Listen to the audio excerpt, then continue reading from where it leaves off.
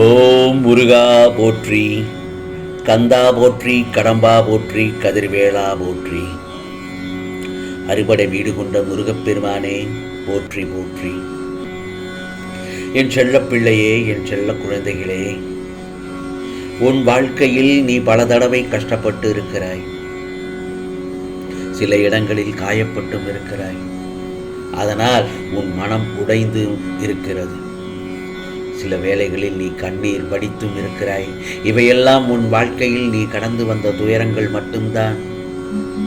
எதுவும் தொடர்ந்து நிகழ்ந்து கொண்டு இருக்கும் என்று மட்டும் நினைத்து விடாதே. ஏனென்றால் இந்த பிரபஞ்சத்தில் எதுவுமே நிரந்தரமில்லை. எல்லாம் சில காலம்தான். அப்படி இருக்கும் பட்சத்தில் உன் துன்பங்கள் மட்டும் எப்படி நிரந்தரமாக இருக்கும்? எல்லாவற்றுக்கும் ஒரு நாள் கண்டிப்பாக ஒரு முடிவு வரும். இதோ அந்த நாள், அந்த முடிவு இன்னும் 1 மணி நேரத்திற்குள் நிச்சயமாக நடக்கலாம் அல்லவா? ஆகவே உன்னுடைய கவலைகளை எல்லாம் மனதில் கொள்ளாமல் உன் லட்சியத்தை நோக்கி போய்கொண்டே இரு. அப்போதுதான் நீ எதற்காக எல்லாம் வருத்தப்பட்டாயோ நிச்சயமாக அது எல்லாம் உன்னை தேடி வரும். அதுவரை நீ நம்பிக்கையுடனும் பொறுமையுடனும் உனது செயல்பாட்டை தொடர்ந்து கொண்டே இரு. விட்டுவிடாதே. உன்னுடைய யோசனைகளை எல்லாம் என்னிடம் விட்டுவிட்டு உன் காரியங்களையும் என்னிடம் ஒப்படைத்துவிட்டு நிம்மதியாக இரு. மிகப்பெரிய அதிர்ஷ்டம் உன்னை தேடி வரும். பிறகு இந்த திருச்செந்தூர் முருகன் சவால் விட்டு சொல்கிறேன் என் செல்லவே, நிச்சயமாக சரியான நேரத்தில் எப்படி முடிக்க வேண்டுமோ அப்படியே எந்த குறையும் இல்லாமல் நான் முடித்து கொடுக்கிறேன். உன் யோசனைகளுக்கெல்லாம் நான் மேம்பட்டவன். உன் காரியங்கள் எல்லாம் எந்தவித தடையுமின்றி நிறைவேறுவதை நீ நிச்சயமாக உன்னுடைய அனுபவத்தில் உணர்வாய். சில இடங்களில் உன் வாழ்க்கை பாதை கரடு முரடாகத்தான் இருக்கும். சில வள்ளங்கள் வருவதற்கு முன்பு உன் வாழ்க்கையில் எந்த கஷ்டமும் தெரிந்திருக்காது. அந்த பள்ளம்தான் உன்னை யார் என உனக்கு உறுதி செய்யும் இடமே. அந்த இடத்தில்தான் போராட்டங்களை சந்திக்கும் போது உன் மன உறுதி, தைரியம், பலம், தன்னம்பிக்கை எதையும் எதிர்கொள்ளும் துணிச்சல் இருக்கிறதா என்று உன்னை அடையாளம் காண வைக்கும் இடம். ஆகவே அந்த மாதிரியான பள்ளங்கள் தாண்டி விட்டாய் என்றால் நீ ஜெயித்து விட்டாய் என்றுதான் அர்த்தம். நான் இன்னொன்று சொல்கிறேன் கேள்.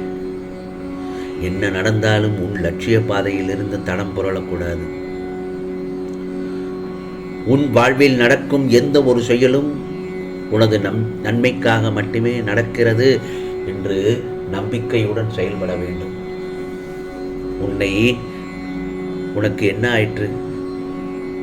காலையிலிருந்து ஏன் இந்த கவலை வேண்டாம். வாழ்க்கை என்பது ஒவ்வொருவரையும் சார்ந்ததுதான். அப்படித்தான் இருக்கிறது. உனக்கான தேவை அவர்களை சார்ந்துதான் இருக்கும். அதனால் உன்னுடைய ஒவ்வொரு தேவையையும் அவர்கள் பூர்த்தி செய்வார்கள். அவர்களிடம் போய் நீ கேட்பதை உன்னோட சுய கௌரவம் பாதிக்கும் என்று எண்ணுகின்றாய். இந்த முருகப்பெருமானிடம் வேண்டும் போது குறையை தீர்த்து வையுங்கள் என்று வேண்டுகிறாய். நீ என்னை உயிராய் நினைப்பதால் தான் என்னிடம் நீ வேண்டு கேட்கிறாய். அப்போது நான் உனக்கு உதவி செய்கிறேன். எப்படி நீ யாரை சார்ந்து இருக்கின்றாயோ அவர்கள் மூலமாக, அதனால் சுயமரியாதை கௌரவம் என்று இருக்காதே. அவர்கள் உன்னிடம் கோபப்படும் போது உன் மனவழி, நமக்கு ஒரு வேலை இருந்தால் நாம் யாரையும் எதிர்பார்த்து இருக்க வேண்டாம் என்று தானே நினைக்கின்றாய். அப்படி இல்லாதது தானே இந்த நிலைமை. சற்று யோசித்துத்தான் பாரேன். அப்படி இல்லை என்றால் இந்த நிலைமை இருக்காது என்று நினைக்கிறாயா? நிச்சயமாக நீ நினைப்பதெல்லாம் சரிதான். அதற்காகத்தான் நான் இந்த முருகப்பெருமான் உன்னை தயார் செய்கிறேன். அடுப்பில் நீ வேகமாக எரிந்தால்தான் உனக்கான சமையல் சீக்கிரமாக தயாராகும்.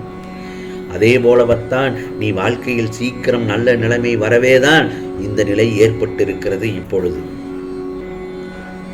இன்னொன்று சொல்லட்டுமா? வெற்றிக்கான முதல் படி எது தெரியுமா? உனக்கான தோல்விகளும் நிராகரிப்புகளும் தான். அதை நீ வேதமாக எடுத்துக்கொள்ள வேண்டும். அதை நீ வேத வாக்காக எடுத்துக்கொண்டால் எடுத்த காரியம் வெற்றியில் மட்டும்தான் முடியும். இந்த திருச்செந்தூர் முருகப்பெருமானை முழுமையாக நம்பியவர்களை நான் வாழ்க்கையில் நிச்சயமாக கைவிட்டதில்லை. ஒவ்வொரு தத்துவத்தை விளக்கும் ஆற்றல் கொண்டது. ஒவ்வொரு செயலிலும் அவருடைய வாழ்வியல் முறைகளை நுட்பமாக கற்றுக்கொண்டால் நீ நிச்சயமாக ஒருபடி முன்னேற முடியும்.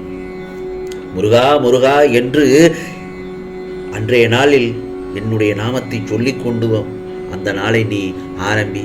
காலையில் எழுந்தவுடனே முருகா இன்று நல்லதாக நடக்க வேண்டும், எனக்கு எந்த ஒரு பிரச்சனையும் இடையூறு இன்றி இந்த நல்ல நாளை எனக்கு நல்ல நாளாக்க மாற்றிக்கொடு, நான் நினைத்த காரியங்கள் எல்லாம் வெற்றிகரமாக அமைய வேண்டும், எனக்கு தங்கு தடையின்றி எனக்கு நான் போகும் இடத்தில் எனக்கு நம்பிக்கையை கொடு, வெற்றியை கொடு, கோபத்தை குறைத்து விடு, தன்னம்பிக்கையை கொடு என்று என்னை முழுவதுமாக வேண்டிக் கொண்டு சென்றால் உனக்கானது எல்லாம் நிச்சயமாக நான் அருள்பாலிப்பேன்.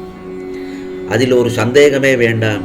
நிச்சயமாக உன்னுடைய துயரங்கள், கஷ்டங்கள், வியாதிகள், பணப்பிரச்சனைகள், மனச்சுமைகள் அனைத்தும் உன்னை விட்டு விலகும்படி செய்வேன் இந்த முருகப்பெருமான். பிறகுவா கூடிய விரைவில் உன் எண்ணங்கள் அனைத்தும் ஒவ்வொன்றாக நிறைவேற்றுவேன். பிறகு உனக்கான செல்வங்கள் பெருகும், உனது வளர்ச்சியையும் ஆவாய், மகிழ்ச்சியையும் நான் பார்த்து கொண்டுதான் இருப்பேன். நீ சந்தோஷமாக இருந்து முருகா நான் இன்று நல்ல ஒரு நிலைமையில் இருக்கிறேன் என்று எனக்கு நீ நன்றி சொல்ல ஓடோடி வருவாய் என் ஆலயத்திற்கு. மேலும்